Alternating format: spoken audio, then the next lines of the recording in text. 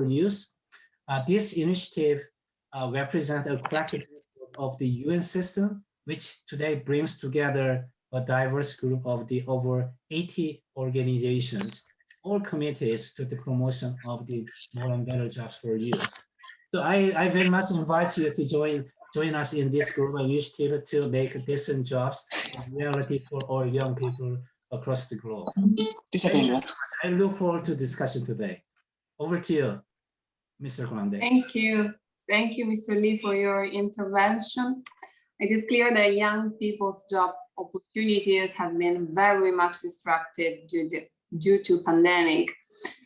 Through budgetary and oversight functions, parliaments can help invest in young people and tackle this unemployment, something we should all try to address. I am now pleased to give the floor to Ms. Anna Saldarriaga to invite our panelists for the session and moderate the intergenerational dialogue. Anna, the floor is yours. Thank you so much, Mrs. Grande. And once again, welcome everyone to another debate in which we're going to hopefully learn a lot. But I'm also sad to say that this is our last debate. So I hope that you bring all of your thoughts and all of your energy and all of your attention into what I am very sure is going to be a very rich discussion. So to that, I have the honor to introduce the panelists for today's session, in which we have Mr. Sebastian Essel, who is an economist of global macroeconomic and debt team at the World Bank Group. We have Ms. Mera Sultan Nasir Mohammed Al Suwaidi, who is a member of parliament in United Arab Emirates. We have Mrs. Ikra Khalid, who is a member of parliament in Canada. And last but not least, we are grateful to have Mr. Lee from ILO, the director of the Employment and Policy Department, with us in this panel as well. So thank you so much for being here with us and for all the time that you're going to dedicate to the members of parliament. So with that, I am going to make an invitation to us as panels to make an assessment of COVID's economic impact on young people, the measures to mitigate it, and some recommendations on how to build back better for youth. So I would like to start with you, Mr. Essel. I would like to ask you, how has the pandemic affected the levels of state debt, and why is it a concern for young people? And as you're going to tell us this, I'm also curious to hear more about the grid strategy and why should members of parliaments be considering it in their work? This is a two-part question. Thank you very much. Good morning, good afternoon, and good evening, everyone. And thank you very much for giving me the opportunity to join today's discussion and provide you with an overview of the public debt situation in emerging markets and developing countries. Now, before getting to the effects of the pandemic, let me please mention that public debt vulnerabilities have increased already substantially before the onset of the crisis. They have increased on a broad basis and on the back of two dynamics, which is on the one hand, an increase in public debt levels, and on the other hand, a shift in borrowing towards new, costlier and riskier financing. Public debt levels have reached historically high levels on the back of accommodating global financial market conditions, increased lending from new external creditors, and the gradual increase in domestic currency borrowing. The increase was broad-based across country groups and income levels, and it was driven in many countries by large and sustained primary deficits.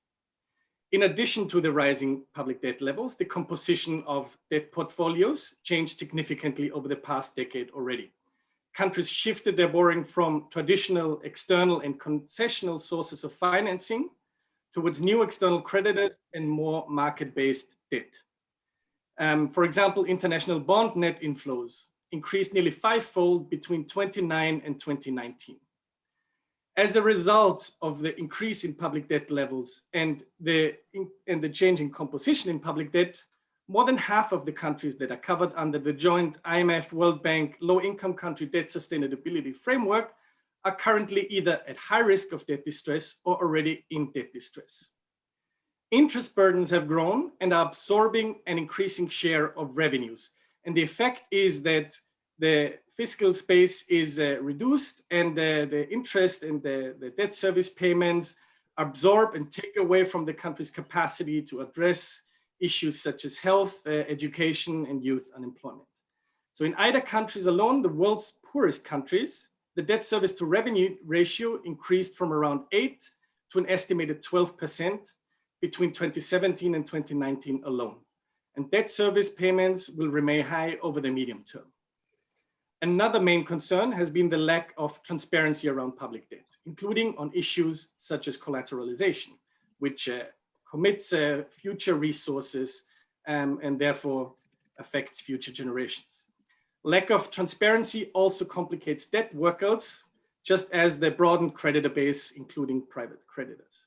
Now, the COVID crisis has substantially worsened the debt situation and outlook by affecting, on the one hand, countries' ability to repay and service their debts, and on the other hand, it has increased debt levels due to the high financing needs to cover healthcare spending and to weather the crisis.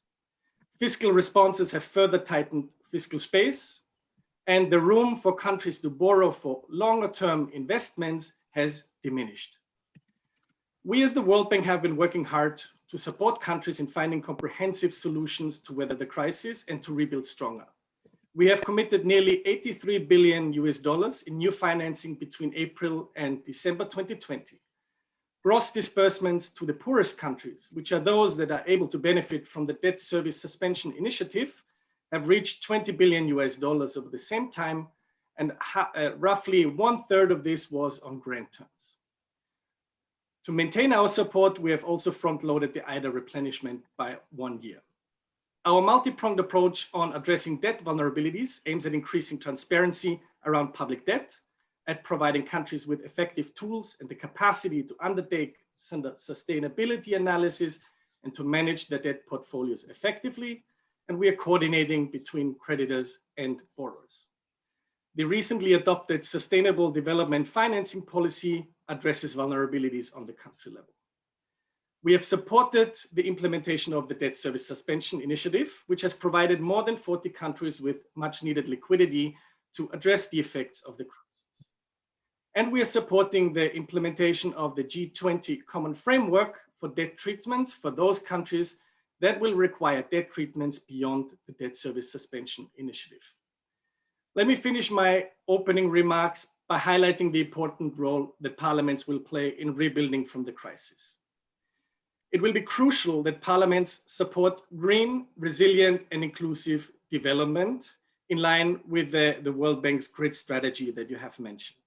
This means that parliaments will be a critical player in supporting structural reforms to address issues such as youth employment, to improve public expenditure efficiency and the allocation function of public expenditure, and to ensure that revenues are broad-based, including through a broader-based tax system. On public debt specifically, parliaments play an important role in ensuring that effective legal and borrowing frameworks and debt management objectives are in place that ensure sound borrowing decisions and support the further enhancement of debt transparency. Thank you so much for those remarks. Just wanted to check, anything else to add? I don't want to interrupt you. Thank you. I will be happy to answer questions and any comments. Fantastic, which is a great opening for me to remind all of you that the chat is open to ask questions. So please make sure that you use that channel, as the panelists are also following it as well. So thank you so much, Mr. Essel, for those very concrete and targeted remarks. Now I am pleased to invite the next panelist, who is a young member of parliament from UAE, Mrs. Mira Al-Suwaidi. Mrs. Al-Suwaidi, can you please share with us what's the effect of the pandemic on young people, and perhaps share some of the initiatives that you or others have taken to curb such effects? Thank you. السلام عليكم ورحمة الله وبركاته. بسم الله الرحمن الرحيم. السيدات والسادة، في البداية أود أن أشكركم لإتاحة الفرصة لنا للمشاركة في هذا المؤتمر العالمي المهم لتعزيز مشاركة البرلمانيين الشباب في في الأحداث الإقليمية والدولية ذات الأثر. السيدات والسادة، لطالما مثلت مسألة التمكين الاقتصادي للشباب تحدياً مستمراً في جميع دول العالم. فبحسب تقرير الشباب العالمي لعام 2018 هناك 71 مليون شاب وشابة حول العالم عاطلون عن العمل، وهناك ملايين آخرون يعملون في أعمال غير مستقرة أو غير رسمية.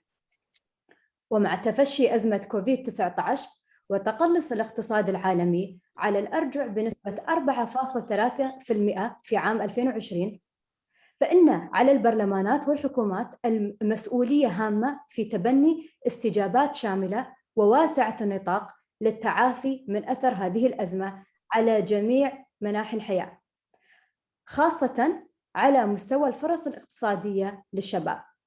ولعل تعزيز التمكين الاقتصادي للشباب في التعليم والتوظيف والمشاركة السياسية سيساهم بشكل كبير في تحفيز النمو المستدام والازدهار والاستقرار.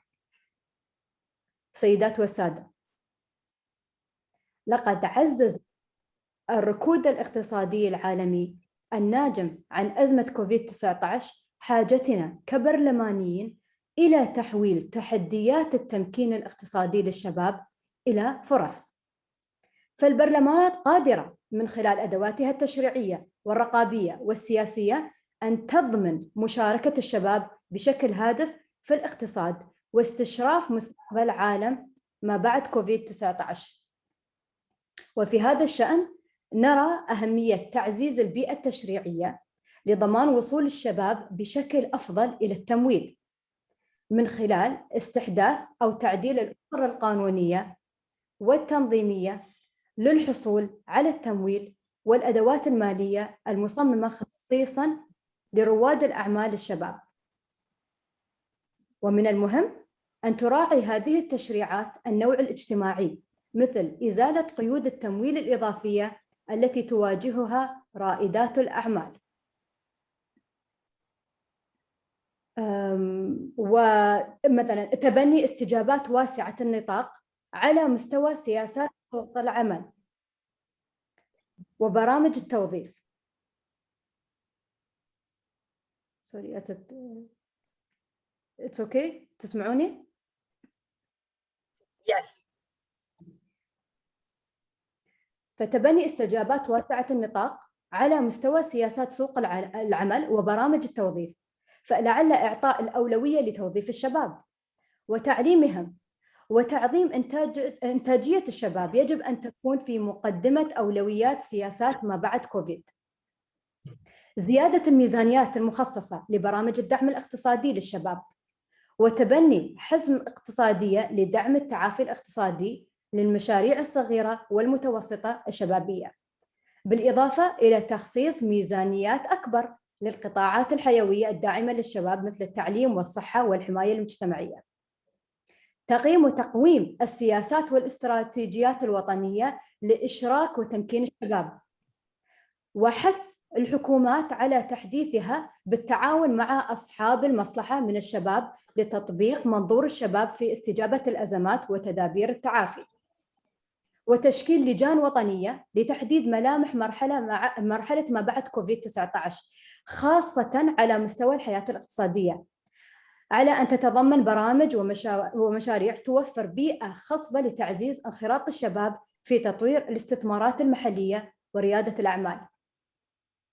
سيدات والسادة، على الرغم من الظروف الاستثنائية لتفشي جائحة كوفيد-19 إلا أن دولة الإمارات استمرت في سياستها وبرامجها الداعمة لتمكين الشباب، وفي ظل وجود قيادة تؤمن بقيمة الشباب وإشراكهم في رسم ملامح المستقبل.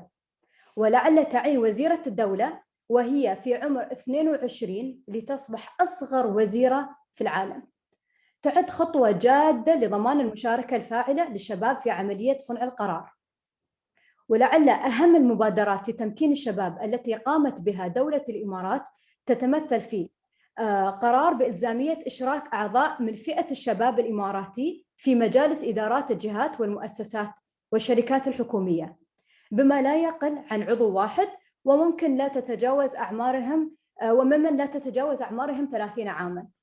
وتم اختيار 33 شاب وشابة في فبراير 2020 في عضوية تلك المجالس، وذلك لتعزيز المشاركة الشبابية في تطوير حلول لمختلف الملفات والقضايا الوطنية.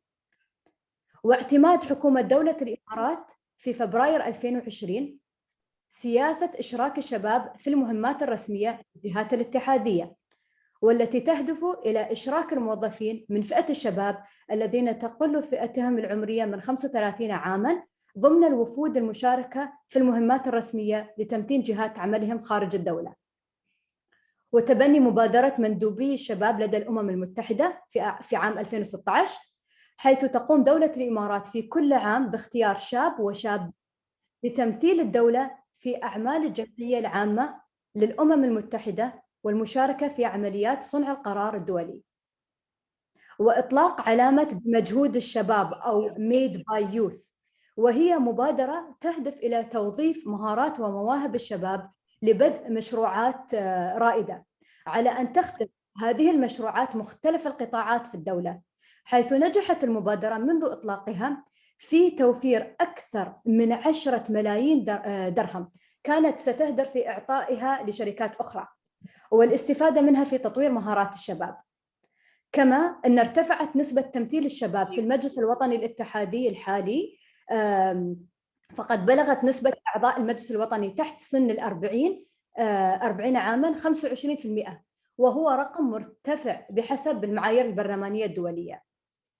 ونعمل في الفترة الحالية برفع ثقافة المشاركة السياسية للشباب من خلال إطلاق البرلمان الإماراتي للطفل أو Emirates Children's Parliament، والتي عقدت أولى جلساته في مارس 2021 مع كامل الصلاحيات وطرح المواضيع والقضايا التي تهم هذه الفئة، بالإضافة إلى رفع الثقافة السياسية والبرلمانية لدى المجتمع الإماراتي والشباب على وجه الخصوص. وفي الختام أود التأكيد على أهمية تعزيز دور الشباب كمحفز للتعافي الشامل والمستدام لأزمة كوفيد-19. فعلينا كبرلمانيين شباب مسؤولية إشراكهم كشركاء كاملين في الانتعاش الاقتصادي وفي صياغة سياسات التعافي للعالم ما بعد كوفيد. وفي النهاية أتمنى أن يحقق هذا المؤتمر غاياته، والسلام عليكم ورحمة الله وبركاته. شكرا.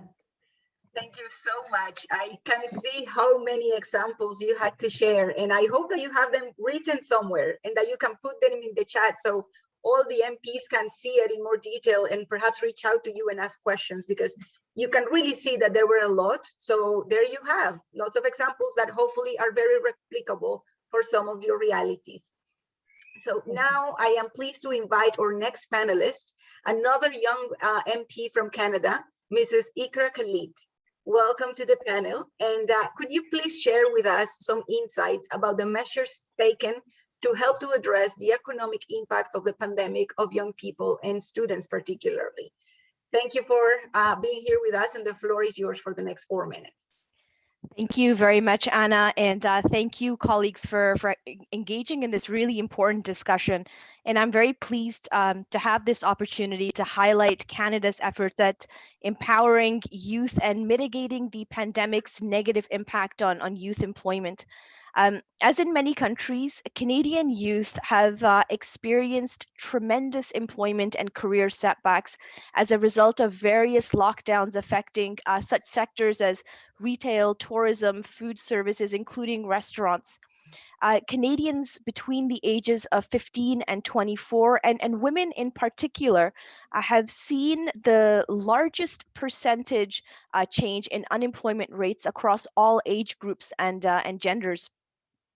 As businesses lay off employees, young workers are especially at higher risk of losing their jobs, while job seekers face a longer school to work transition due to a lack of job vacancies and recruitments. Such disruptions have the potential for long-lasting consequences for all youth, but especially those that face multiple barriers, such as Indigenous youth, racialized and Black youth, and newcomers to Canada. Canada understands the importance of youth employment for our future prosperity. So our post-pandemic recovery includes a strong focus to helping young people find economic and employment opportunities within the Canadian labor market. For instance, in the initial months of the pandemic, Canada's federal government invested approximately $492 million over 3 years through its Youth Employment and Skills Strategy program for more than 270 projects across the country. These projects, they aim to help young people facing barriers to employment by providing them with the opportunity to gain the skills and work experience that they need to transition into the labor market. Through this program, non-governmental institutions such as in those in mental health and post-secondary education fields are providing training, development, mental health, and mentorship programs to young people from marginalized and racialized communities to help address youth unemployment. And in 2020, when students were unable to find summer employment to help pay for their education because our country was facing a lockdown because of the pandemic, Canada provided approximately $2.9 billion in financial aid through the Canada Emergency Student Benefit to over 700,000 eligible Canadian post-secondary students and recent graduates. This was very well received by young people across the country here in Canada. And now the federal government's 2021 budget further demonstrates Canada's ongoing commitment to support Canadian youth employment and invest in our future prosperity. Indeed, building on many pre-pandemic programs as well as recent initiatives, the Canadian government proposes to invest $721 million in the next 2 years to help connect Canadian youth with employers. In total, this investment into programs such as the Youth Employment and Skills Strategy, as well as the Canada Summer Jobs, and the student work placement programs is expected to provide over 300,000 young Canadians with quality job opportunities in the private, not-for-profit, and in the public sectors. And I'm also pleased that Parliament of Canada, as an institution, continues to offer young people employment opportunities during and after their academic studies. Examples of those opportunities include the Senate and the House of Commons PAGE programs and the Library of Parliament internship program. As parliamentarians, more importantly, as young parliamentarians, we perhaps understand better than most the significance of supporting our peers. Placing youth economic empowerment at the center of the pandemic recovery is a responsibility that I think that we all must assume so that our generation does not become that lost generation. I will leave my comments here, and I look forward to sharing more experiences with the conversation as the panel continues. Thank you very much, and I look forward to your questions. Thank you so much. The questions are actually, in fact, happening in the chat, and I'm about to open the floor very shortly, but not without, of course, acknowledging that we have Mr. Lee, who is going to share with us some recommendations of policy action, which I think is where a lot of the people that we have here in this room is very interested in.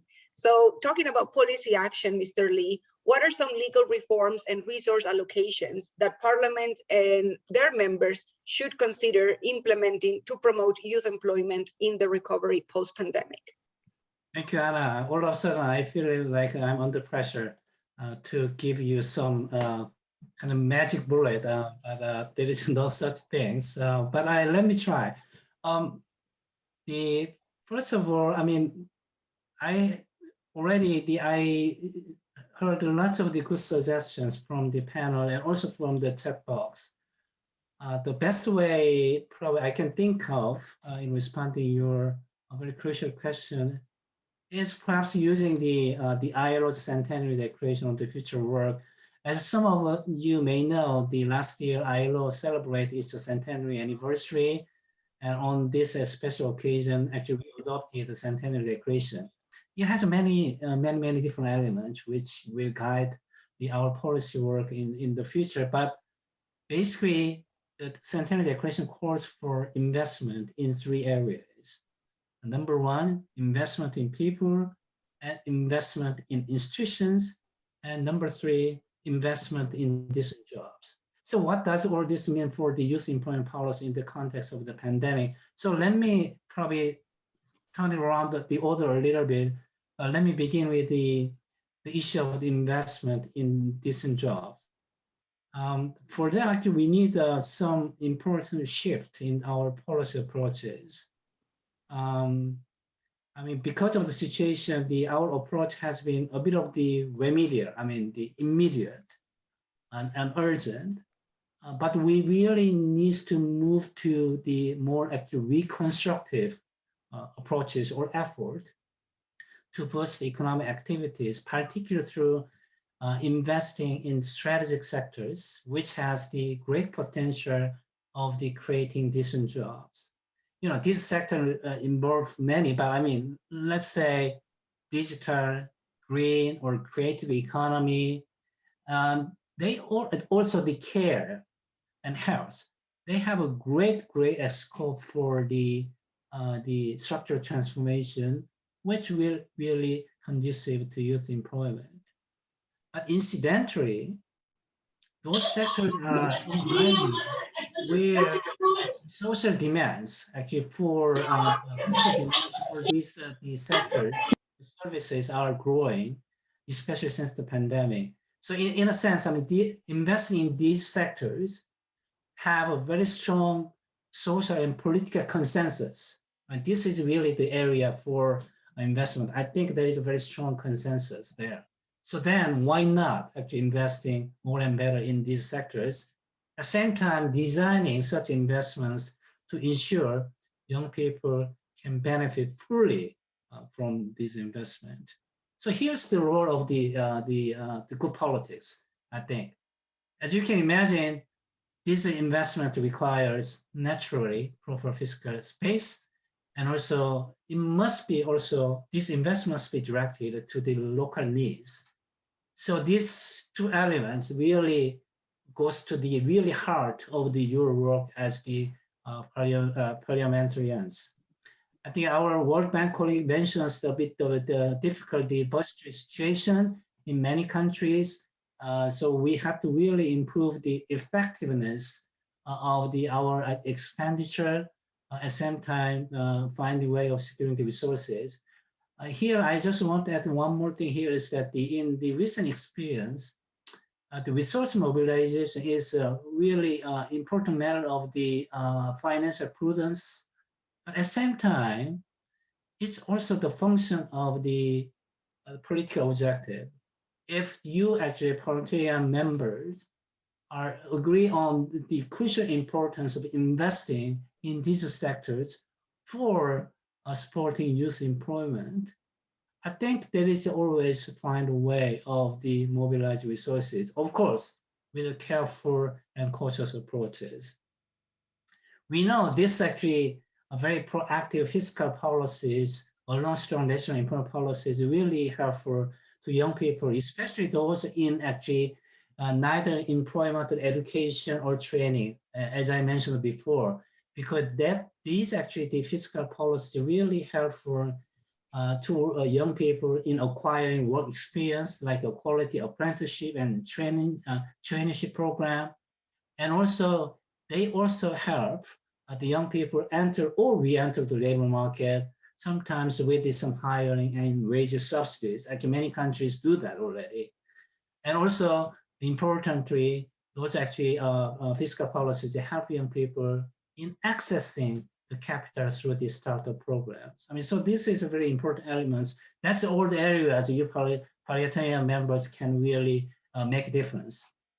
Second, I mean, this, as I mentioned, this investment in people, as a UAE representative highlighted so well, this means we need to continue to invest in education skill development with a particular focus on the new requirement of the post-COVID world of work and distance online learning and digital learning. They all opened a new door for opportunities. And also we need to ensure this door is not limited to the specialized group or the privileged group. It should be open to everyone. Not to, we have to really work on the addressing the digital divide in that context. Otherwise, the young people may not benefit fully from this actually new technology and new way of the organizing our work. Number 3 is investing in institutions for protecting young people better at work. I think this is the issue which came up very strongly from the Canadian representative. I think we really need to better protect the young people, their incomes and jobs and health, regardless type of contract they have. I mean, this is issue really strongly echoed in the previous session. So it is a key to ensure all the young workers, including those in informal economy, and some of the members mentioned this actually in the chat box. Protecting those people in the informal economy is also important, which means they should have access to social protection. In doing so, I mean, it's important to make sure these policies we promote care for mental well-being of young people. This is a really big issue. It's greater issues and more serious. So the psychosocial support and the mixing employment services and programs with some sports and mentoring or coaching, all this can go together. This is a way of to bring back the light actually among the very many young women and men, who are particularly affected by anxiety and depression during the pandemic. Having said this, the ILO as a tripartite organization knows from a century-long experience, if you like, that all of this is only possible if this is accompanied by a strong social dialogue.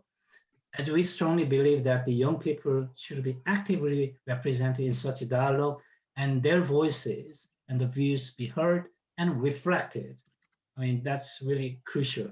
As we always say, this is not just about the making policies for young people.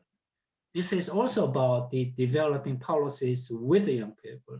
So let's ensure our actions are rights-based and strengthen the youth voices in the policy making process. This is something our parliamentary members can certainly do and to make a difference. And so this is also a way of including the young people's, ensuring young people's participation and their voices in trade union and also employers organization through this process. So this is a bit of some thought I have in terms of policy response for discussion today. Thank you. Over to you, Anna. Thank you so much for sharing those very, very concrete recommendations, particularly given the path that you just shared very concretely, or investing in people, investing in institutions, and investing in decent jobs, because I think that provides a clear route for MPs right after this session is over. I'm also, even though this wasn't mentioned in the panel, it ignited a question that I wonder if other MPs have in their heads as well. That is about the possibility of even thinking of like basic income for the younger generations. So feel free to use the chat and also bring all these other questions and thoughts that you might have into the discussion. So with that, I want to thank all of our panelists for sharing those very, very targeted remarks to this crucial topic that is the impact of the pandemic in young people. And we just finished the topic of like the impact of health in young people. And then the more you keep analyzing the angles, this becomes such an intersectional challenge that we as MPs need to make sure that we overcome. So now I want to give one more time the opportunity for all of you as members of parliament around the world to share your experiences and to share and learn from one another what is happening around the world and how can we, from the public service perspective, help one another to serve our constituents better. So I'm going to open the floor for 30 minutes in which I'm going to ask you to please answer the questions below. I am sure that you won't have time to answer them all. So I'm going to ask you to choose one question, maximum 2, and then share in under 2 minutes what are the main remarks that you want to make about this question. And if you still have thoughts, maybe questions that you're not going to address in the microphone, please address them in the chat. We are compiling everything and we're going to create a booklet that we're going to be sending to all of you with a repository of all of the ideas that are being shared. So with that, the questions we would like to hear from MPs are, what policies will promote youth employment in the economies of today and tomorrow? What policies will promote youth employment? What can parliamentarians and their members do to support and enhance youth-responsive job market recovery? How can budgets be used to invest in economic activities and sectors fertile for the hiring of young people? What good practices exist to protect youth from precarity? And finally, what can parliaments and their members do to ensure that young people get access to social security, credit, loans, and insurance? So the questions are also in the chat for you to analyze and to read. And then as I'm going to start giving you the floor, I want to remind that the more concise you are with your answer, the more examples we will be able to hear. So I'm going to be very, very careful with the time management to have as many contributions as possible. So let me start with Iran, Egypt, and Bahrain, and we follow with Guinea, China, and Tunisia. So Iran, can we have you have the floor for the next 2 minutes.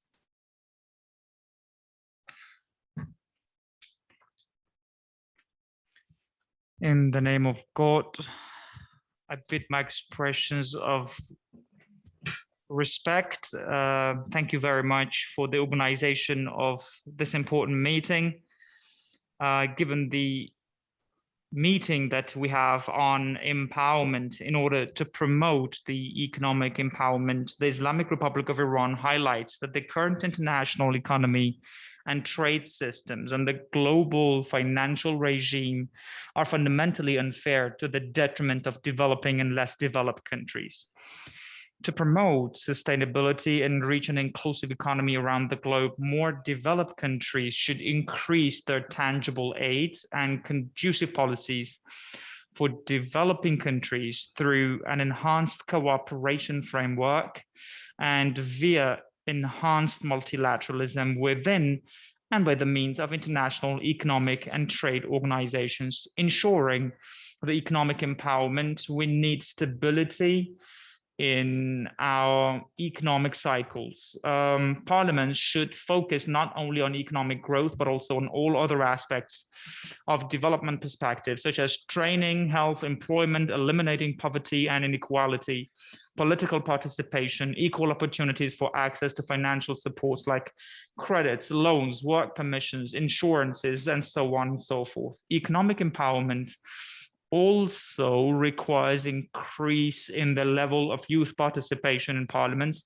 and it means that through it, our societies could engage the youth populations in democratic processes. And this is what sustainability means.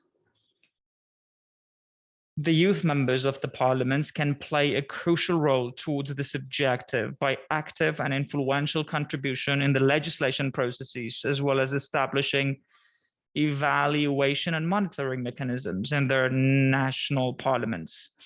We are of the firm belief that it's crucial for the parliaments and the youth members of the parliaments to take immediate and effective measures and enact policies and legislations to end unilateralism and eliminate all forms of coercive unilateralist measures taken by a few governments or states. To end, I would like to mention that Iranian parliament in recent years has tried to formulate policies for the development of entrepreneurship and the use of youth capabilities. One of the most effective measures in our policy framework is the development of technological capabilities and knowledge-based economy. Thank you for your attention. Thank you so much, Iran. And from there we go all the way to Egypt.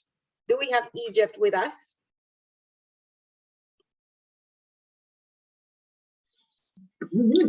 Hello? Yes, we can hear you. You have the floor for the next 2 minutes. Can you start the video?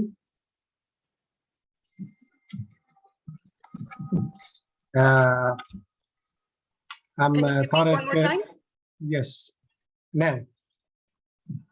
I'm Tariq Nusir, member of the Arab Parliament and member of the Egyptian Senate. I'm glad for being nominated to attend the International Parliamentary Unions Conference of Youth and COVID-19, and in the name of the Arab Parliament, please allow to say words regarding today's topic. السادة الحضور الكريم، بداية أتقدم باسمي ونيابة عن البرلمان العربي إلى اتحاد البرلمان الدولي بالشكر والتقدير على المبادرة بدراسة آثار جائحة فيروس كورونا على كافة مناحي الحياة للشباب من الجنسين.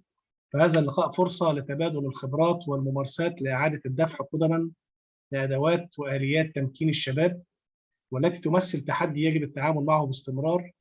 ولقد زاد التحدي بتأثير الأوضاع الاقتصادية والاجتماعية والصحية التي خلفتها آثار جائحة فيروس كورونا، والإجراءات التي قامت بها الحكومات المختلفة والتي أدت لبطء في النمو الاقتصادي.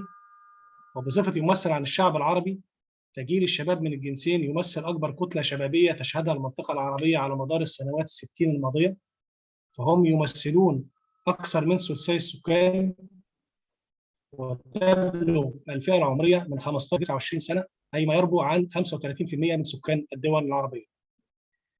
تعد أزمة جائحة فيروس كورونا من أعنف وأشد الأزمات التي يشهدها العالم، وتشير المؤشرات الاقتصادية والاجتماعية والتعليمية إلى تفوق تداعياتها عن الأزمات المالية العالمية الأخيرة. ولقد أثرت هذه الجائحة بشدة على كافة مقدرات حياة البشر دون استثناء، وكافة دول العالم، بل وداخل كل دولة على مختلف شرائحها. ومن المنتظر أن تستمر هذه التداعيات والتأثير، فقد حدث توقف للعديد من الأنشطة الاقتصادية وتعطلت الأعمال والاستثمارات، واختفت السياحة والانتقال، وزادت نسب الفقر والبطالة، وزادت التحديات التنموية، وأغلقت المدارس. وهكذا تشير تقديرات منظمة العمل الدولية إلى أن عمليات الإغلاق شملت 81% من القوى العاملة العالمية. الحضور الكريم، تشير العديد من استطلاعات الرأي والدراسات العالمية التي تمت خلال الفترة الماضية على تأثير جائحة كورونا على الشباب من الجنسين إلى تحديات كبيرة تمثلت في تحديات في العملية التعليمية لفئات عديدة، وفقدان الوظائف، وزيادة نسب البطالة، وتخفيض الرواتب، ومشاكل تكنولوجية، واكتئاب، وضغوط الحياتية والعنف. ولكن في ظل هذه التحديات ظهر بوضوح معدن وقدرات الشباب في القدرة على الصمود، في كشف الشباب عن الجنسين عن قدرتهم على التكيف والتواصل والمبادرة لتوفير ما تحتاجه دولهم لتحقيق تعافي شامل من تداعيات فيروس كورونا. وهناك العديد من التجارب الشبابية المتميزة ظهرت وقت الأزمة، قدمت الحلول غير التقليدية وحاولت التقليل من الآثار. لم تقف عند الأزمة، ولكنها تجاوزتها لمناقشة قضايا أخرى، منها الحوكمة الرشيدة والمشاركة المدنية والتمويل لدعم أنشطة الأعمال والاستثمار في النظم الصحية المستدامة وإنشاء البنى التحتية الرقمية للتعليم والوظائف. وقد أضع تحت نظر حضراتكم بعض التوصيات التي توصلنا إليها، وهي إنشاء منصة شبابية عربية. Sorry, Mr. Tariq. We are running out of time and we have a lot of people on the line. Can I ask you to write the recommendations in the chat, please? We are compiling all of the inputs and we will make sure that everyone receives it by the end of the session. I have a minute. Can a minute? It's just we have a really long line and we are already over time with the 2 minutes. Thank you so much for your understanding. And from now, Egypt, we are going to go all the way to Bahrain. Bahrain, do we have? Yes, we do. Yes, I'm here. I'll try to be as precise and short as possible. Thank you. One of the things that I gathered from all the brilliant speeches that we've heard today is the importance of the safety nets that governments should have for these times, especially tailor-made safety nets that should alleviate the suffering and challenges that the youth are facing during these times. We must also realize that we're going through a shifting transitional period, that the global economy is changing. Even before COVID-19, even before the pandemic, it was too obvious that the economy was shifting towards a more technological, more advanced economy that needed a very wise and tailor-made solutions We've heard brilliant ideas from our esteemed colleagues, Ms. Mira from UAE and also MP Ekra from Canada. They've offered brilliant ideas on how to tailor-made these safety nets. Bahrain has tailor-made brilliant safety nets issues. First of all, to ensure that people do not lose their jobs, especially youth, during these lockdowns and challenging periods. A lot of industries have been out of operations. They can't operate. Therefore, the need to sustain their jobs was an upper priority for us. And this is why the government of Bahrain paid the salaries of all workers from the start of the pandemic up to 6 months to ensure that people do not lose their jobs. The utility bills were also paid by the government. These safety nets help the youth move forward in terms of changing and moving forward. There are a lot of industries that are being out-fashioned and outdated and needs to be realistic towards the new economy. Therefore, these safety nets will help them move forward. I would also like to pick up the brilliant minds we have with us today on a very challenging dilemma that the youth are facing today, which is the efforts into empowering youth into senior positions, decision-making positions, high-level positions, while at the same time pension funds are facing challenges of sustainability at the same time, and governments are trying to raise the retirement age above the age of 60. So how can we really help in empowering youth and putting them into decision-making seats and positions, while pension funds are also facing challenges in terms of sustainability? I'd like to hear from the brilliant minds we have with us today on this issue. Thank you very much. Thank you so much, Bahrain. I love the invitation that you make to everyone to contribute. And in case you missed it, the IPU team put a mailbox in which you can send all of your thoughts and all of your initiatives. And then when you put in that email, this information, they're going to compile it and then send it to everyone. So it's a little bit of a homework, but I hope there is a homework that is going to bring a lot of return on investment on the learnings that you're going to have. So thank you so much, Bahrain, for that reminder and invitation. Now from Bahrain, we're going to Guinea, and then we go to China. Guinea, the floor is yours for the next 2 minutes. Bon, merci beaucoup. Moi, c'est Honorable Tokba Jean Collier, député à l'Assemblée nationale de Guinée. Alors, pour répondre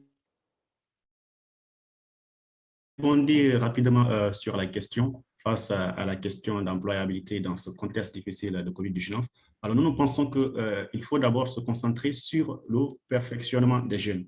Parce que dans la plupart des cas, il y a des questions d'emploi qui se posent, mais très souvent, alors les gens n'ont pas la formation adéquate pour pouvoir occuper, n'est-ce pas, certains emplois. Ce qui fait qu'aujourd'hui, nous pensons qu'il faut renforcer la capacité des jeunes pour pouvoir être aptes à occuper des fonctions qu'ils pourront, n'est-ce pas, comme on appelle, exécuter. C'est la raison pour laquelle, d'ailleurs, notre Premier ministre, dans sa politique, dans sa déclaration de politique générale devant l'Assemblée nationale, a insisté sur 3 axes parmi lesquels figure, n'est-ce pas, la question de la formation.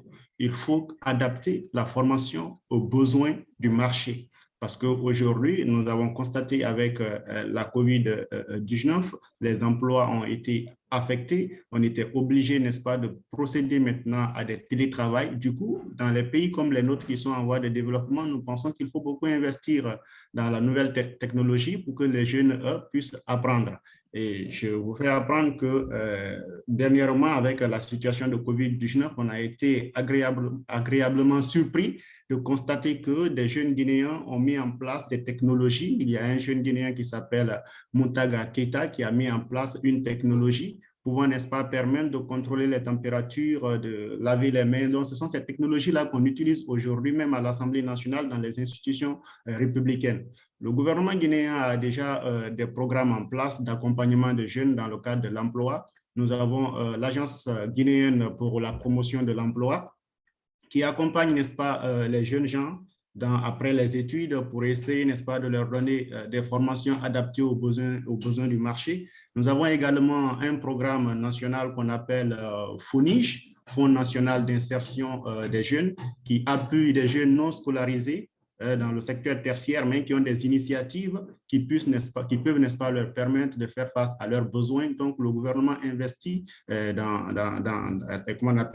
ces programmes-là pour pouvoir faciliter l'accès des jeunes à l'emploi. Mais ça, ce sont des programmes publics. Nous pensons également que dans le secteur privé, il faut encourager les entreprises à employer des jeunes à travers des politiques d'exonération fiscale pour permettre, n'est-ce pas, aux entreprises qui emploient davantage de jeunes d'être exemptées du paiement, comme on appelle, de certaines taxes. Ça peut également encourager. Mais comme nous savons toutes ces questions-là, pour que c'est des volontés politiques, c'est des idées, mais pour conforter ces idées-là, il faut que nous ayons des législations fortes. Il faut traduire ça dans le droit positif guinéen. C'est pourquoi la question de la représentativité des jeunes dans les instances de prise de décision est très importante, parce que ce sont les jeunes qui peuvent mieux défendre les jeunes. Alors, si les jeunes sont dans des instances de prise de décision, ils pourront impacter l'orientation des budgets dans les secteurs qui peuvent, n'est-ce pas, stimuler l'emploi jeune. C'est pourquoi notre Constitution, en son article 68 alinéa 2, par exemple, a permis aujourd'hui qu'à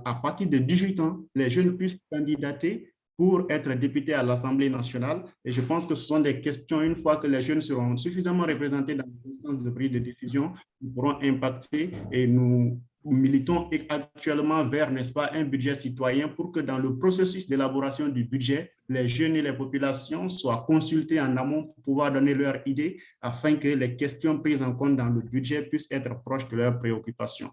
Étant donné que le temps est très imparti, nous pourrons continuer. So much. Merci beaucoup. Indeed, we have limited time, so thank you for being understanding of that. But again, such a great ideas. If you can take a little bit of time and write them down, we will highly appreciate it. So that a myriad of information and ideas, it continues after the call. Thank you. Now from Guinea, we are going all the way to China. China, the floor is yours for the next 2 minutes. And you're muted. So if you can unmute yourself, that'd be great. Much. Yes, we can hear you. Dear colleagues, I'm Yue Pang, the deputy to the National People's Congress of China. Under the onslaught of the COVID-19, young people lacking working experience tend to be the most impacted amid the current wave of layoffs. Facing the difficult employment situation of young people, China has made great efforts. Now I would like to share some Chinese experience here. First of all, optimizing the economic structure and looking for a new engine of economic growth is an important way to increase the market-oriented employment of young people. The impact of the epidemic has led to the bankruptcy of mainly traditional industries and companies. However, the new economic format, the digital economy, has also been nurtured and promoted. The development of the new economy, such as internet, medical care, online office, online education, and the sharing economy, has brought a large amount of new opportunities of entrepreneurial activities and employment. In line with mainly young people's pursuit of a free, flexible, and creative work pattern. This is also one of the important reasons why China promotes to vigorously promote the development of 15 new formats of the digital economy and to start a new engine of the digital economy in 2020. Secondly, in terms of young capacity development, the Chinese government attaches great importance to guiding young people to flying themselves to national major projects and other important fields while organizing college graduates, entrepreneurial service special projects, and adopting the internet plus employment guidance method like public welfare leave courses to offer better guidance to young people. In the context of globalization, it needs global cooperation to solve the problem of employment difficulties for young laborers. The National People's Congress of China is willing to communicate and cooperate closely with all parties. Thank you. Thank Thank you so much. And now from China, we are going all the way to Tunisia. Tunisia, you have the floor for the next 2 minutes.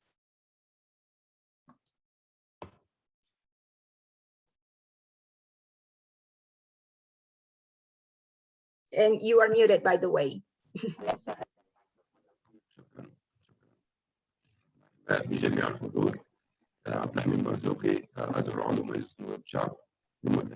Sorry, we have a problem with your microphone. Is there any other, we cannot understand what you're saying.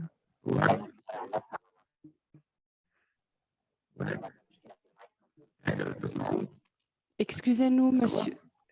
Excusez-nous, monsieur Abdelhamid, on ne vous entend pas bien du tout. C'est un problème de micro. D'accord. Je vais vraiment réparer ce problème et je reviens si c'est possible. We can hear you, it's just that we cannot understand you. D'accord. Est-ce que je peux réparer ce problème et passer mon discours? Ben, en fait, c'est votre micro qui pose problème, monsieur Abdelhamid. Peut-être vous pourriez mettre votre commentaire dans le chat en le tapant. Yes. While we solve the technical issues with Tunisia, we are going to move to Mali and Cuba and then try to come back here. So Mali, the floor is yours for the next 2 minutes. Bonjour tout le monde, merci beaucoup. C'est avec grand intérêt que nous vous suivons. Moi, je suis le docteur Amadou Meiga. Je suis membre du Parlement malien. D'abord, moi, ce que j'ai à dire par le modèle que notre pays utilise, c'est que d'abord, au niveau des dépenses, au niveau de l'élaboration du budget national, nous avons demandé aux protagonistes, genre aux différentes directions du ministère de l'économie et des finances, d'augmenter les dépenses en investissement, comme ce fut le cas de la loi de finances initiale 2021. Et comme ça, une fois que ces dépenses en investissement sont augmentées, à partir de là, maintenant, on peut les orienter maintenant vers les secteurs porteurs de développement afin que des jeunes puissent avoir accès à ces crédits. Ça, c'est un. Alors, de deux, quand les accords de prêt nous parviennent au sein de l'hémicycle, nous faisons des recommandations et des amendements en demandant à ce qu'on essaye de les orienter vers une franche partie de la jeunesse avec une délimitation d'âge et ensuite avec des facilités de crédit, ce qui leur permettra vraiment d'aller vers ces fonds avec beaucoup plus de facilité avec les banques. Et troisièmement, nous orientons aussi nos dépenses, certaines dépenses bien évidemment, vers le renforcement des capacités. Comme le disait l'économiste prix Nobel Lucas, le capital humain, il faut renforcer le capital humain parce que c'est une source de croissance économique et la crise nous a permis de nous orienter vers tous ces secteurs et en même temps nous encourageons aussi, la crise nous a permis d'encourager la main-d'œuvre locale, c'est-à-dire la production locale et à travers l'innovation technologique, on a demandé au ministère de l'économie numérique de faire tout pour rapprocher les jeunes parce que les jeunes s'intéressent de plus en plus technologique qui émane de l'économiste Paul Romer qui fut prix Nobel d'économie en 2018 et qui pense que l'innovation technologique est une source de croissance économique. Donc voilà, entre autres, ce que nous faisons pour pallier à la crise et même au-delà de la crise, c'est vraiment cette politique que nous comptons mener au Mali. Voilà un peu, je suis dans les 2 minutes, il est 2 minutes 30 secondes, je me retire. Merci beaucoup et que Dieu nous protège. You did start to the 2 minutes perfectly. That was very well timed. Thank you so much. And from Mali, we are going all the way to Cuba.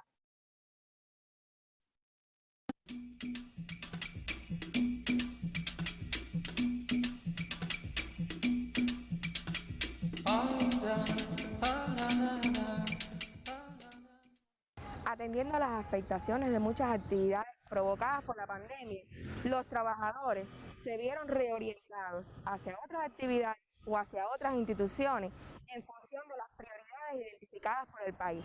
No obstante, en Cuba, todo se hizo bajo el principio de que nadie quedaría desamparado, incluyendo a los jóvenes, y todos recibieron un tratamiento ofrecido por las direcciones municipales de trabajo y seguridad social. Cuba cuenta con una estrategia de desarrollo económico y social, en la cual participan de manera activa los jóvenes. Por solo poner un ejemplo, en el primer trimestre del 2021, más de 69 100.000 jóvenes sean vinculados a tareas productivas y a tareas sociales. Los vemos en los centros de aislamiento, en las comunidades, en la atención a los vulnerables, en las pesquisas. El Parlamento cubano cuenta con la Comisión de Atención a la Niñez, la Juventud y la Igualdad de Derechos de la Mujer.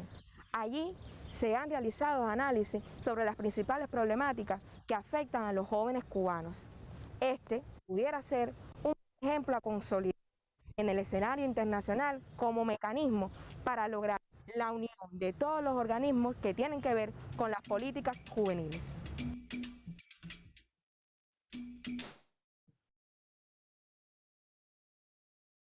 Awesome. Thank you so much, Cuba, for sharing always your perspectives and on time. So with that, I am officially done with the list, but I do acknowledge that there are many other hands open. So I'm going to open the floor for some last interventions of 1 minute each. And for that, we're going to try back with Tunisia, then we're going to go to Pakistan, then we're going to go to Madagascar, and then we finalize with East African Legislative Assembly. But once again, under 1 minute, the interventions, please. Thank you. Tunisia, the floor is yours. أهلا وسهلا. Yes, we can hear you. Très bien. شكرا. مرحبا بجميع الحضور. أنا عبد الحميد مرزوقي، عضو مجلس نواب الشعب المدة النيابية 2019-2024 بتونس. أنا زاد في إطار الدبلوماسية البرلمانية، أنا رئيس الصداقة البرلمانية لتونس والدول الإفريقية، وعضو لجنة قيادة البرلمان المفتوح Open Parliament. وفي وضعنا كونت أنا ومريم بن القاسم شبكة شباب مجلس نواب الشعب التي تضم النواب ما بين 23 و 35 سنة. وفي إطار في وضعنا الحالي العالمي الحالي لجائحة كورونا، يعتبر البرلمان له دور أساسي لمساندة وتعزيز سوق الشغل ملائم للشباب عبر الدبلوماسيات البرلمانية، خاصة أننا خصصنا منصة رقمية للتفاعل مع المجتمع المدني لأفكارهم وإشكالياتهم عن بعد، وهي آلية تقرب المسافات بين النائب والمواطن وهم أغلبية الشباب. وفي سبل دعم تشغيل الشباب في اقتصادياتنا اليوم والغد، يجب تغيير السياسات المتمثلة في ضرورة سن قوانين ترفع تنافسية الاقتصاد، خاصة في المجالات المحدثة والجديدة، مع التأكيد على المشاريع التي تيسر التمويل والإدماج المالي والاقتصادي للشباب ومنهم باعث المشاريع. ثم سن قوانين تيسر عملية الانتداب المهني وتحفز التشغيل في المؤسسات والعمل المستقل دون نسيان الإدماج الواسع عبر قوانين الاقتصاد الاجتماعي والتضامني، وهو قانون صادقنا عليه في جوان 2020، وهو قطاع ثالث الرابط بين القطاع العام والقطاع الخاص. ومساهمة الدولة مساهمة الدولة في استقطاب أفكار الشباب وتطويرها والمساندة عبر بعث مراكز دراسات لتثمين مشاريعهم وتكوينهم لبعث مشاريع ناجحة. 3 بالتالي يصبح للبرلمانيين بالتنسيق مع الحكومة حسن استعمال الميزانيات للاستثمار في الأنشطة وقطاعات اقتصادية تنفع الشباب، مثل منظومة الدعم للمؤسسات الصغرى والمؤسسات الصغرى والمتوسطة، وحسن توظيف القروض الصغرى لخلق فضاء لتشغيل الشباب للانتصاب. هذه وقد بينت هذه السياسة for those closing remarks. And we highly appreciate if you can continue sharing them in the chat. And now we're going to go to Pakistan, Madagascar, and East African Legislative Assembly for 1 minute each. So Pakistan, the floor is yours for 1 minute. Thank you for giving the floor. And first of all, I should congratulate each and every IPU member that we are all struggling through the COVID. And I appreciate ILO's Secretary General's issue, because the crisis which the young generation and the youth has faced, it's across the globe totally same. In Pakistan, we had started a SAS program for giving cash programs to the youth. We had started the Prime Minister's Tiger Force, because we are a developing country where the internet was mostly not available.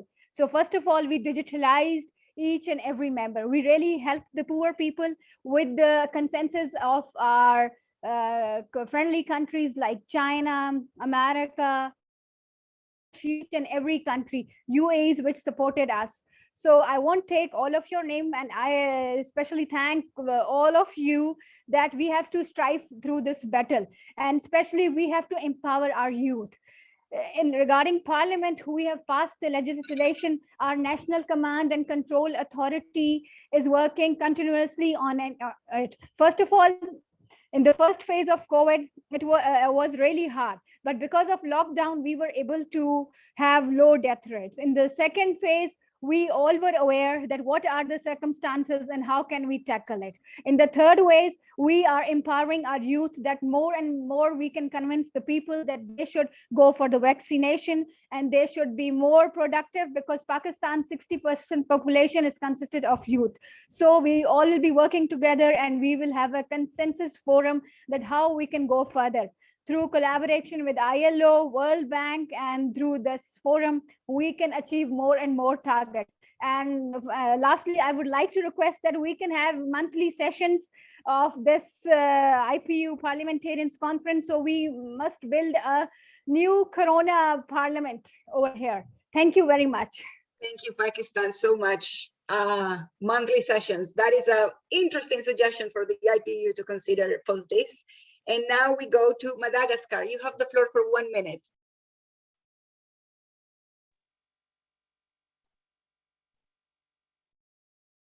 Oui, bonjour à tous et à tous, nombre honorable Parlement et tous qui sont organisés ce forum-là.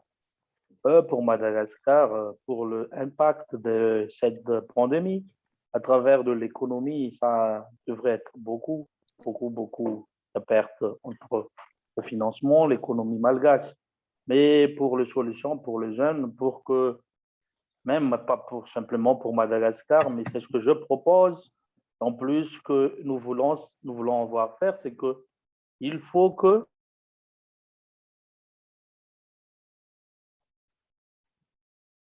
I believe we have lost connection with Madagascar.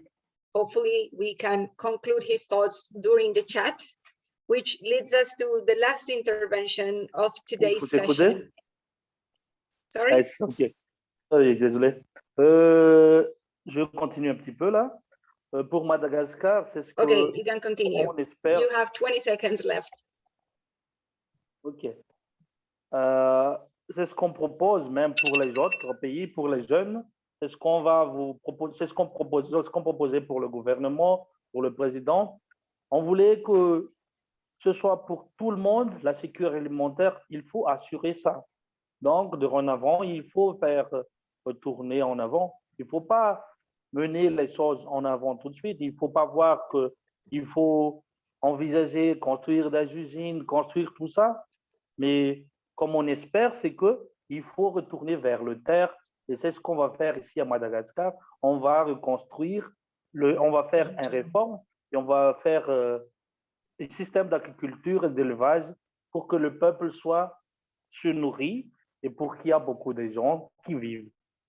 C'est ça qui est solution et on peut faire tout ça. Merci à vous. C'est une minute, OK?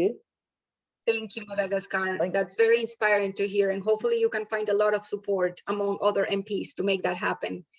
And now, as I was saying, we are going to conclude this open floor with one last remark from East African Legislative Assembly before heading back to our panelists. The floor is yours for the next 60 seconds.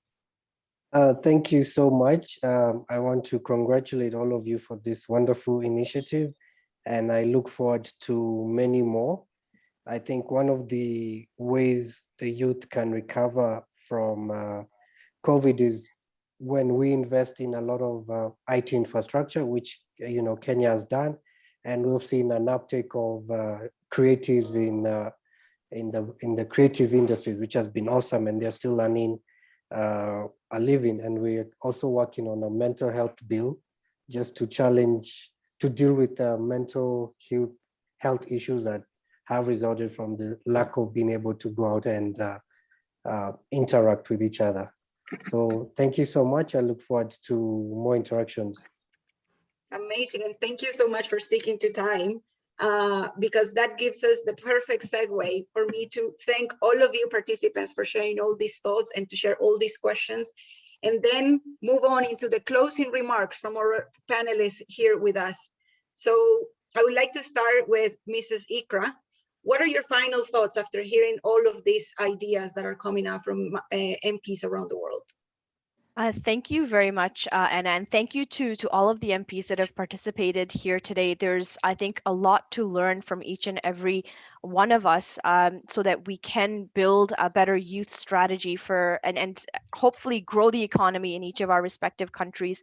I think one of the biggest takeaways that I see recurring in the chats and also in the conversation today is that young people are smart, they're willing to work, and as governments, we just need to build that ecosystem for them to flourish, for them to empower themselves, and to do better not only for themselves but also for our respective countries.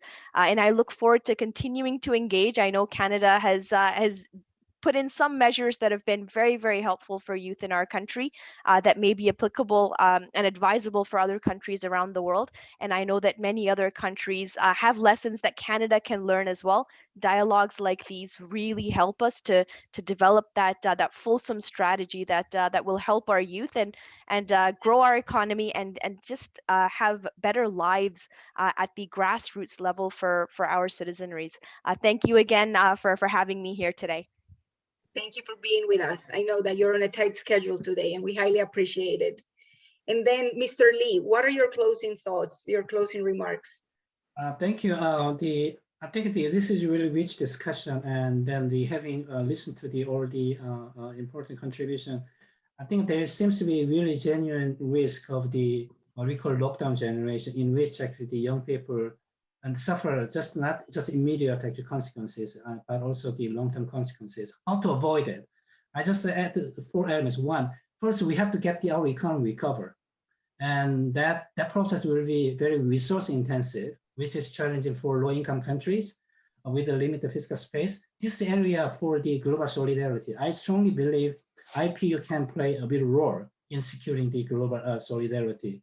The second, the previous experience, even when economy recovers, job may not follow.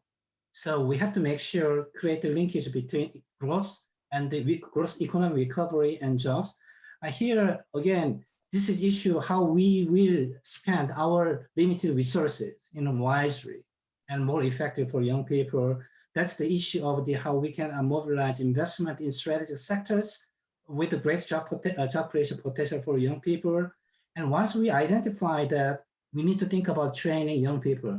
So we need to really avoid a situation where we train young people for those jobs which will not exist. So this is precisely the dilemma we are. So we have to turn it around, identify where jobs may come, and then to train young people accordingly. In doing so, I think when actually young people have decent job opportunities, and then we may have less pressure on the social security funding. I mean, some people mentioned the pension issues, because that's one way of addressing it. And we're getting young people into decent job opportunities that actually provide a better future for them, also better future for the society, or also better future for the public financing as well. Thank you. Thank you so much, Mr. Lee. And then Mrs. Al-Suwaidi, what are your final thoughts? في الختام، الاستثمار في الشباب يساوي الاستثمار في المستقبل. بس هذا هو. شكرا. You actually stole my remark that I was planning to close the whole panel, so thank you for that. But yes, I fully agree with that. And then last but not least, Mr. Essel, what are your final remarks? Thank you. Well, first of all, thank you for having me in this discussion today and being able to join in on these brilliant remarks and listen to all these inspiring comments. I would just like to briefly complement the excellent recommendation remarks of Mr. Lee from a broader fiscal and macro perspectives. Today, we are truly facing unprecedented challenge, and we're standing really at the crossroads of fighting poverty. But the current crisis is also really an opportunity to improve development outcomes, to rebuild better, and to ensure that growth is inclusive and to the benefit of young generations. As Mr. Lee highlighted, This will require substantial funding from domestic sources, from private creditors and private investors, and through debt financing. The public sector, and in particular parliaments, will play an important role in ensuring that those financing needs are met sustainably. To avoid recurring waves of debt that will encompass inclusive growth, we need inclusive growth, we need parliaments to ensure that domestic resource mobilization is boosted and that expenditures are well allocated and efficient in sectors and policies with high employment and growth multipliers. And parliaments need to also ensure that public borrowing happens within a framework of sound borrowing and sound legal procedures. As I already highlighted in my opening remarks, transparency around borrowing and the use of proceeds will be critical for success. Now, with all these, mentioning all these challenges in the way forward, let me just finish by highlighting that we as the World Bank, we're looking forward to contributing, and we're looking forward to cooperating with young parliamentarians and civil society from around the world. Many thanks. Thank you so much to all of our wonderful panelists, and particularly thank you so much to all of you MPs for making the time to listen to what they had to say and to learn from what other MPs wanted to share. I think that you are really the protagonist here because it really shows the commitment you have for your job and for your constituents. So we appreciate a lot your time. My personal takeaway of this final session of our meeting is that investing in young people is not an if question. It is a how much and when are we going to invest, because it's non-negotiable. And I think it is completely up to you MPs, after everything that you've shared, to find the answers to these two questions, how much and when, because you're going to do it later or sooner, and it's better the latter. So thank you for your time. It was my pleasure to moderate today's discussions, and I look forward to seeing what you're going to do. And on behalf of half of the population that is on the planet under 30 years old, I want to thank you for your service in this very challenging, but I also hope very fulfilling role that you have as MPs around the world. Thank you. And now, Chairperson, the floor is yours. Well, thank you very much, dear colleagues, for the thought-provoking panel. There was so much to take in that gives food for thought for our own work in our parliaments. And I'm now pleased to hand the mic over to the president of the forum for our closing session, which will begin right now. Thank you.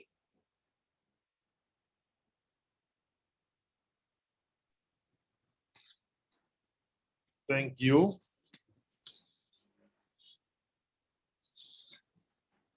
Yes. So thank you, Anna. Thank you also, Marta Grande, all the way from Italy, our colleague of the Board of Young MPs. And I want to thank also all the panelists and the keynote speakers of today and yesterday.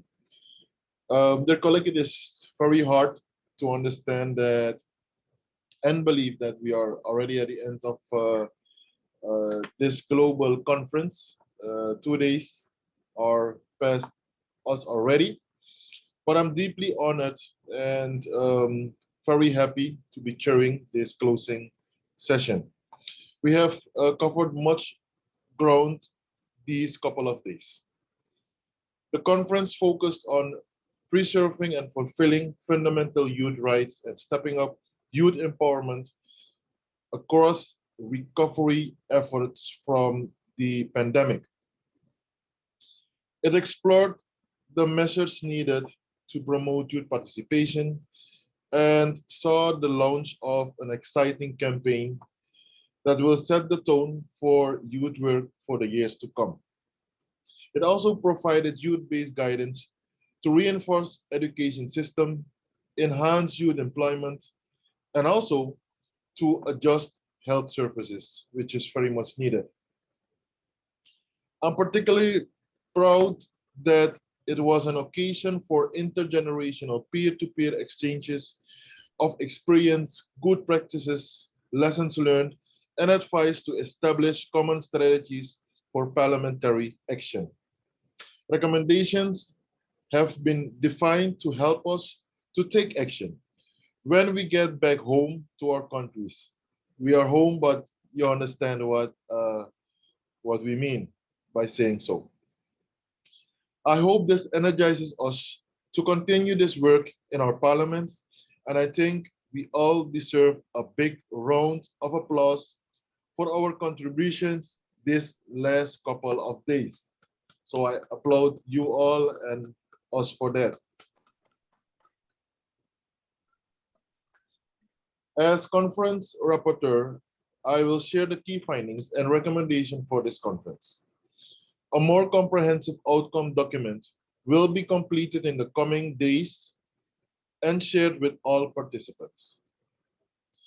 But right now, I'm pleased to provide a summary that will form its basis. I have here with me now the summary, which I would like to present to you, colleagues, members of parliaments around the world, stating, dear President, dear Secretary General, distinguished members of parliaments, dear colleagues and friends, esteemed guests. It has been a great pleasure to steer this memorable conference and launch with such a fantastic audience, the birth of a new momentum for youth empowerment. We have made a bold and forward-looking call: no democracy without inclusion and representative participation, and no inclusion and representative participation without young people in their rightful place at the decision-making table. It is my hope to see such a positive momentum inspiring consensus and resolute actions to support the meaningful participation of young men and women in political life. This would lift up the genuine call behind the IPU resolution on youth participation in the democratic process and kickstart a new decade of action for its full implementation.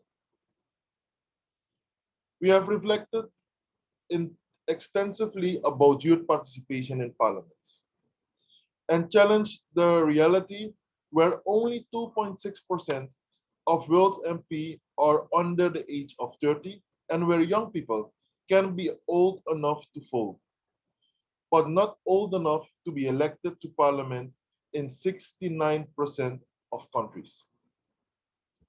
To make our governance institutions fit for purpose of being inclusive, representative, and efficient, we call on parliaments to do the following: open up to youth participation and to leadership of their young members by embracing quotas, aligning the minimum age of eligibility for political office with a voting age, introducing measures to have young MPs lead parliamentary structures and decision-making bodies. Building a strong intergenerational partnership between young and senior MPs, including through mentorship for young MPs, but also by young MPs, and organizing dedicated intergenerational fora. Create and reinforce internal mechanisms such as youth parliamentary committees and caucuses, as well as networks of young MPs to advance the youth empowerment agenda. Open up internal processes at all times, including during a pandemic and any other crisis, to the young men and women in society to inform parliament's networks, parliament's work and decisions. Through our engagement in the new campaign, I Say Yes to Youth in Parliament, that I was proud and thrilled to see launch during the conference, we have agreed to be the change makers by taking transformative actions ourselves and to create a worldwide movement for youth participation by making our parliaments and our networks join the campaign. In addition to leading reforms and taking transformative actions, let's also build on some inspiring new ideas during this conference to support youth engagement and participation, including: one, the creation of safe spaces where youth are empowered to drive change. Two, expanding boundaries of what it means to be a politician. Three, open parliaments to more people from grassroots level. And four, harness the transformative power of gadgets and social media to increase awareness of the role of parliament and that of parliamentarians.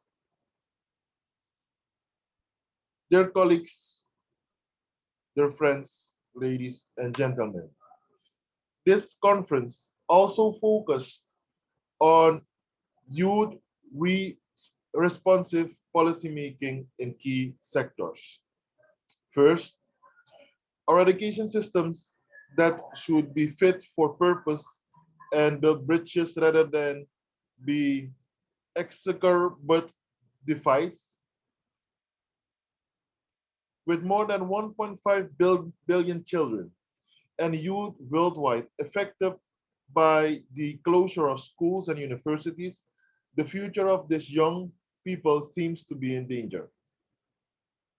Action must be taken to eliminate the inequalities of access to online learning, ease the cost and financial burdens on the households, ensuring learning continuity and international mobility. Here, two good practices and recommendations voiced at the conference could make a difference. Let me recap some key recommendations for us to take up to. One, oversee government budget to meet the targets of at least 6% of the national GDP on education. Two, protect education and national budget and focus stimulus packets on education recovery efforts. Three, apply a gender, age, and diversity dimension to legislation, taking into account the specific needs of girls and boys, including those marginalized and living in poverty. Four, work on hybrid models in education systems, starting by bridging the digital divide and reducing or eliminating the cost of digital learning. National digitalization programs should be established, resourced, and their implementation carefully checked. Five, work closely with students and university. And last but not least, ensure that development cooperation support education during the pandemic and its aftermath.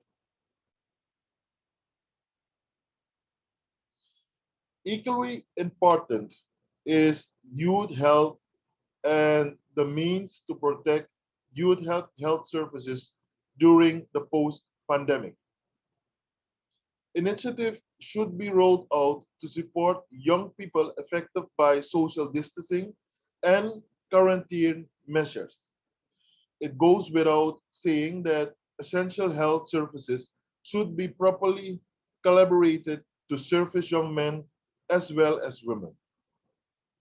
We have heard sound recommendations that MPs and Parliament should build on, of which I will mention a few of them as follows. One, to ensure that universal health care includes young people, the IPU's resolution on achieving universal health care coverage by 2030 can also serve as a framework to assist in this regard. Two, robust legislation and oversight to address the current disruptions in access to essential health services, including sexual and reproductive health care, as well as to eliminate gender-based violence against young women and girls. Three, contribute the contribute to the combating any pandemic misinformation among young people, and promote youth-led initiatives to help counter misinformation. 4. Encourage people to support others by donating vaccines. The WHO's campaign, Go Give One, is a key example calling on everyone, everywhere, to play a part in vaccinating the world. And the fifth point we would like to make is to protect investments in human capital as fiscal spaces shrink as a result of the pandemic. Dear colleagues and friends, I do believe that you all agree that youth participation, education, health, and well-being are inherently connected. All three, however, are driven by growth, competitiveness, and employment, in short, sustainable economic development.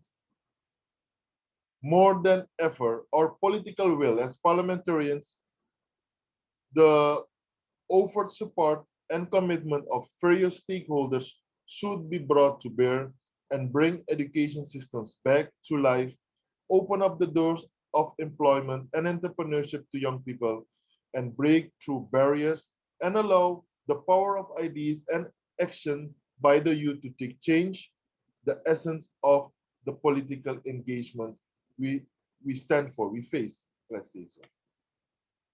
Last but not least, protect the future generation by safeguarding their well-being and their health.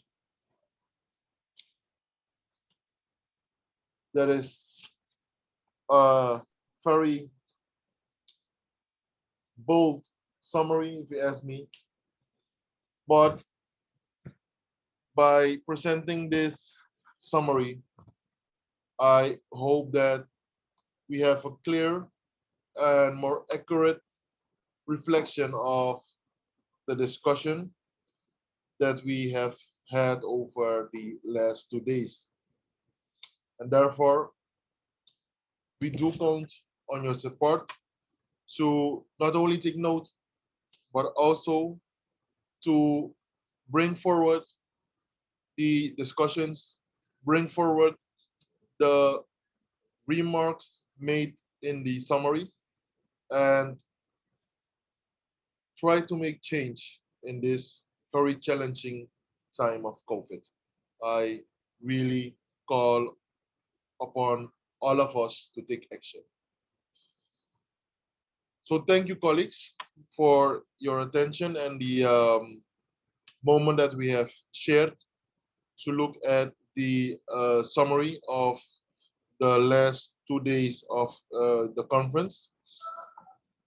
At this moment, I would like to call upon, and I'm very honored to call upon and to present one of the standing actors, one of the standing leaders for youth leadership within the Inter-Parliamentary Union, and one man I look up to in the work that he has done and the vision that he has for this organization. I would like to call upon Mr. Martin Jung, the Secretary General of the Inter-Parliamentary Union, for his closing remarks. Mr. SG, you now have the floor. Thank you very much, Mr. President. Melvin, thank you for the opportunity and for those very kind words you've said about me and what we're trying to do for this organization. When we met yesterday, we started meeting yesterday, I said that the president of the IPU was not available to address you during the session yesterday.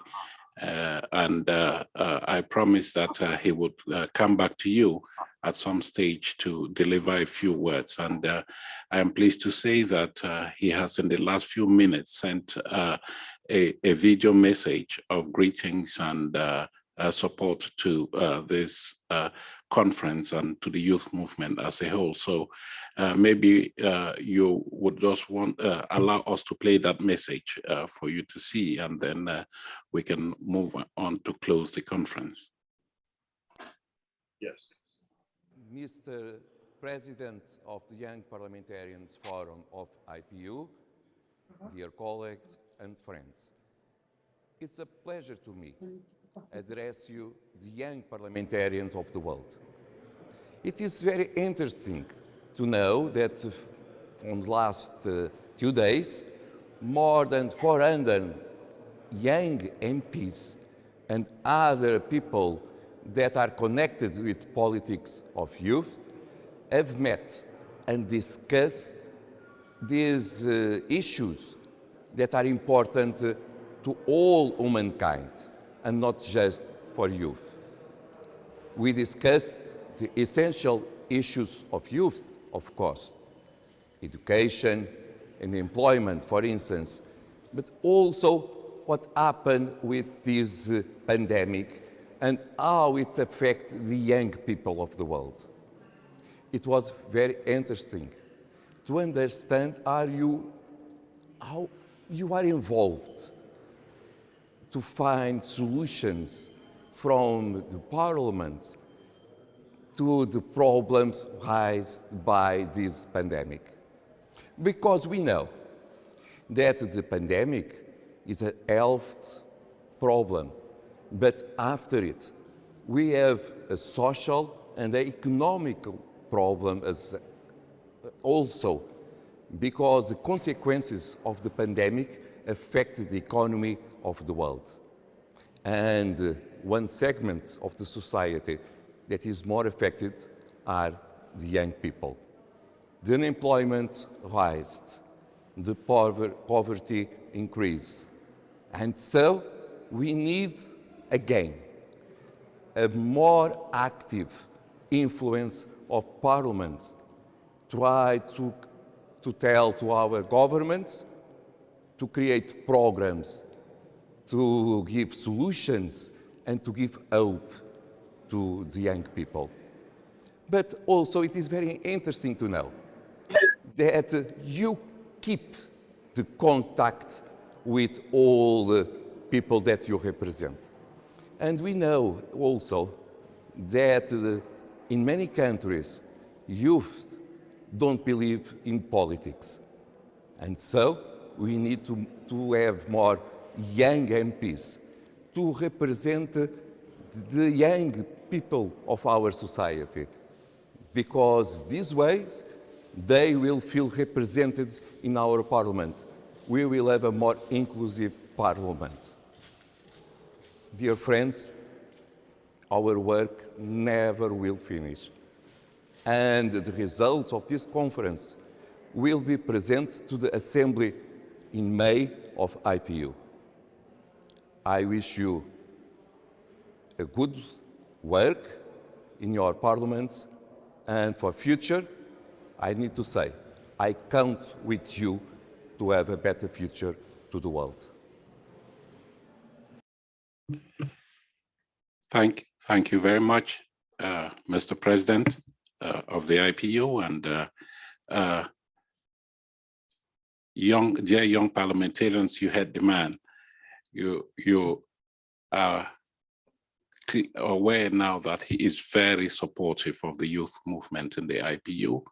And if ever there was any doubt that the IPU leadership, Secretary General, President were not supportive of this movement, then you heard him a moment ago. So I just want to thank him too on your behalf for that message that he has sent to this conference. And so if you allow me, I'll just say a few concluding words.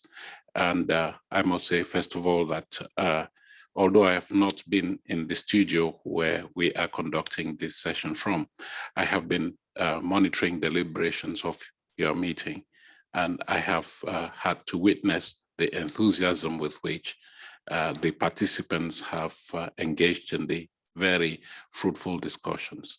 I have just listened to the conclusions of your deliberations, and I feel very reassured and vindicated that the investment that the IPU is making in the young people and the youth movement is worth the while. So I would like to thank all of you for dedicating your time and effort to reach many milestones during these 2 days. This edition of the Global Conference of Young Parliamentarians made the most of the virtual world. Interaction has been very brisk and vibrant, and I do understand that altogether some 400 participants from around the globe have been involved in this conference. We have seen evidence of the intergenerational partnership that is being forged to drive the youth empowerment agenda. The conference has also reiterated youth empowerment as a centerpiece of our shared agenda to confront the pandemic and recover better, stronger, and more resilient from it. And I would say that this is symbolic of the IPU's core as a global organization of national parliaments in the service of peace, democracy, human rights, gender equality, youth empowerment, and sustainable development. In the present time, when we are faced with the imperative to make a strategic choice, the IPU couldn't be more relevant for helping pave the way to a post-pandemic future that is resilient, equitable, smart, green, inclusive, and fair. I am heartened by the fact that this global conference has provided you with a platform to articulate the rights and aspirations of young people with regard to education, employment, civic and political engagement, and health. And your recommendations, the ideas that you have submitted will certainly be material for the strategic approach to overcome the pandemic, at least from the IPU's point of view. As the president said in his message, we will be convening the 142nd Assembly in several weeks.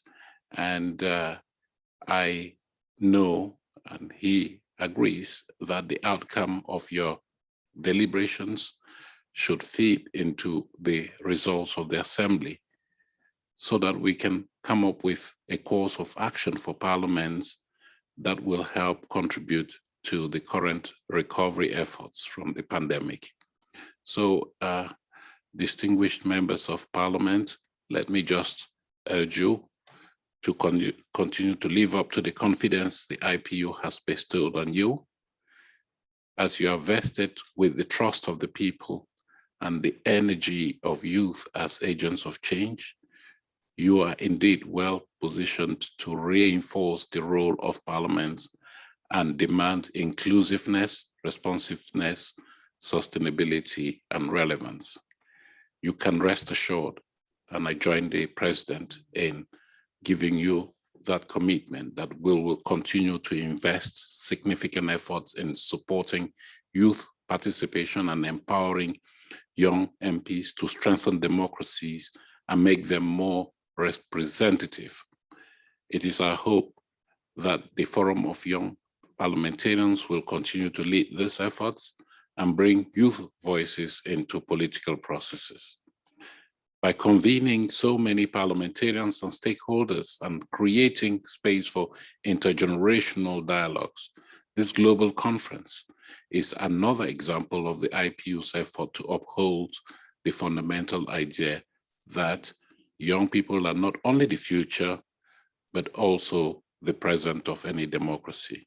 So I would like to ask you to join us in harnessing the power of the ideas that are coming from young people and to make a way for a new chapter of youth empowerment, one that is at the center of the unfolding efforts to recover from the COVID-19 pandemic. with those words, I would like to thank you once again for coming to this conference. Let me thank all those who have put in efforts during the past several weeks, my colleagues in the Secretariat who have worked with us, the various moderators that have organized the various discussions during this panelists. I don't forget the interpreters whose work has become more onerous on account of the virtual format that is being utilized for the meeting. I want to thank all of you for your strong support, and you can count on the IPU Secretariat to continue to drive this youth movement on your behalf. And that campaign that you signed up to yesterday is going to give us additional motivation to be of service to the youth movement within the IPU.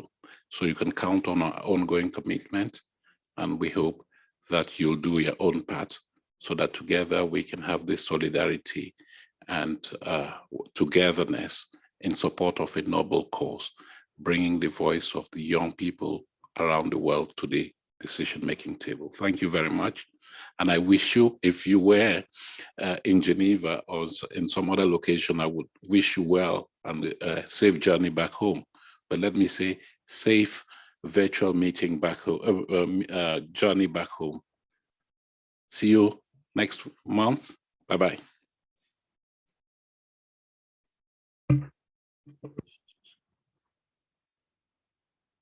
The noble voice to bring back the voice of the youth to the table is what the SG stated in one of his last words.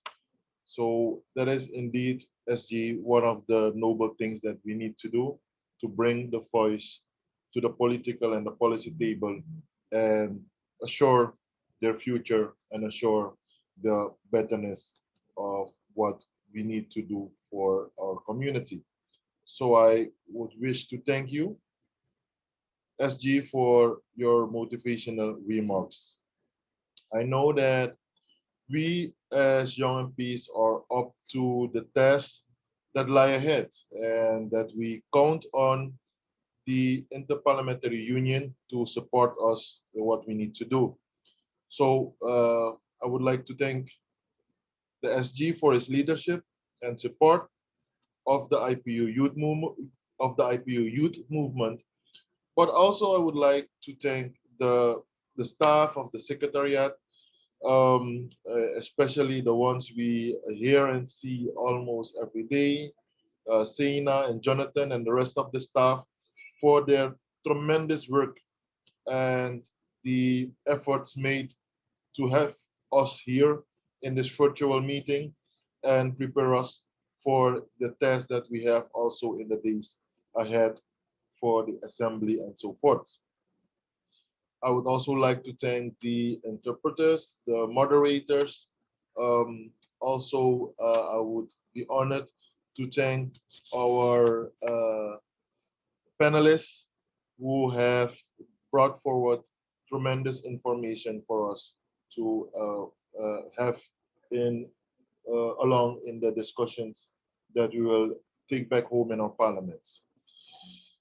Dear colleagues, this concludes, whether we like it or not, the 7th Global Conference of Young Parliamentarians.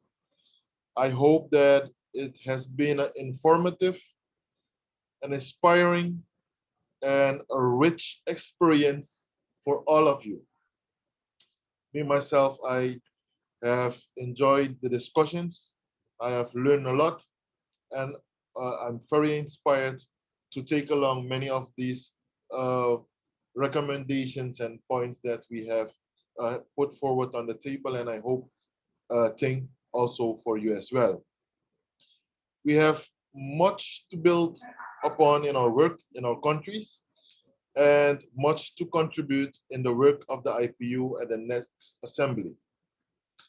I am sure that we are up to the task. And before I end, I will surely like to highlight the campaign where we say yes to youth in parliament, we say yes to youth development, we say yes to youth empowerment, but also would like to invite you to have a sneak on the website of the IPU with also the latest report of youth participation and other very relevant documents. I would also like to invite you to join the WhatsApp group of global young MPs, of which my colleague Senja already shared the link in the chat. My friends, my colleagues, brothers and sisters, please stay safe, please stay healthy. In the coming weeks and months before us, we are all in this together. Let us stand in solidarity against the pandemic and be committed to a youth responsive recovery. Yes, we can do the job. So let's go forward and make the best of it.